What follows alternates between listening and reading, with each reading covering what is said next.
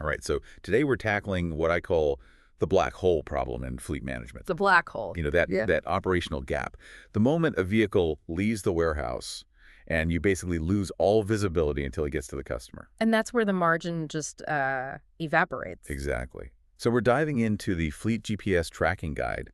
And frankly, what it suggests is that most managers are looking at this tech completely backward. It's a fundamental mindset shift. It's the difference between asking, where is my truck? Which is reactive. Totally reactive. And instead asking, what is my business doing? The guide argues we have to stop seeing GPS as a map app and start treating it as, a full-on data feed. So let's unpack that. Let's start with the ROI, because the guide claims this tech can pay for itself just through fuel savings. But for the veterans listening, we aren't just talking about finding a shorter route, are we? Oh, no, that's the basics. The real money is in the behavioral details. Correct. The source highlights this great distinction between, say, productive idling, like waiting in line at a job site, and just wasteful idling. Like leaving the truck running during lunch. Precisely. We're talking about ignition on events, over 10 minutes with zero GPS movement.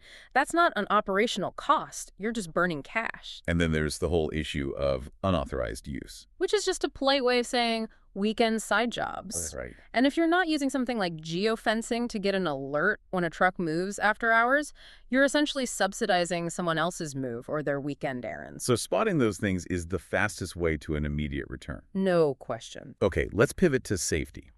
This usually gets framed as liability protection, but looking at the breakdown here, it seems like it's a maintenance play too. It's absolutely both. We aren't just looking for speeding. The guide focuses really heavily on what it calls harsh events. So sudden braking, rapid acceleration. Exactly. And sure, those are leading indicators for accidents, but from an operations standpoint, that's just accelerated wear and tear. A driver who slams on the brakes all the time is shredding through tires and brake pads twice as fast. And the data catches that before the big repair bill hits. That's the idea. Proactive, not reactive. And we have to talk about the administrative side. For the ops directors listening, compliance. This is huge. I mean, if you are still using paper logs, you are just wasting hours and risking fines. The manual entry errors alone must be a nightmare. They are. The guide details how modern systems automate electronic logging devices, ELDs, to keep you DOT compliant without all that. Think about IFTA reporting. Automating that fuel tax calculation can save days of work every quarter. So you have the why. You save money, improve safety, and cut down on paperwork. Yeah. But the how? That's where things usually seem to fall apart. You can't just slap trackers on 50 trucks on a Monday morning and expect drivers to be thrilled about it. No, that is a recipe for a revolt. The guide is very clear about this, the human element. You have to control the narrative. Before the hardware even shows up. Exactly. This is not surveillance. It's a safety tool. It's about being able to exonerate your driver if they get into an accident that wasn't their fault. It's about making sure their vehicle is properly maintained. And the rollout strategy matters. Yeah. You don't do it all at once. Never. The recommendation is always a pilot program. Pick a small group of vehicles, maybe your most trusted drivers. Let them be the champions for it. Let them be the champions. Iron out the kinks, show them the value, and they'll sell it to the rest of the fleet for you. So, assuming we navigate that culture shift, how do you pick a vendor? This market is absolutely saturated. It is. And a lot of them are selling this enterprise-level bloat that a 20-vehicle fleet just doesn't need and can't use.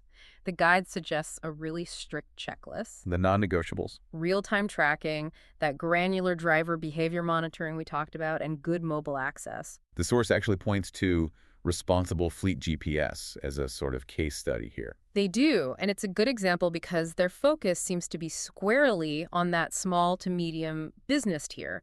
They strip away the complex layers that, would require a full-time data analyst to even understand. It's more about actionable data. It's about a dashboard that gives you the so what immediately. Here's who's idling, here's who's speeding. You don't have to dig through spreadsheets to find the answer. Sounds like it removes the friction. So when we boil this all down, what's the core takeaway? I think it's that data is the new fuel. You just can't manage what you can't measure. The entire industry is moving toward total visibility. And if you resist that, you get left behind. You'll be less competitive on pricing, on efficiency, on everything. It's about working smarter. Right. Well, before we wrap up, I want to leave you with one final thought on that driver culture piece. We talked a lot about correcting bad behavior.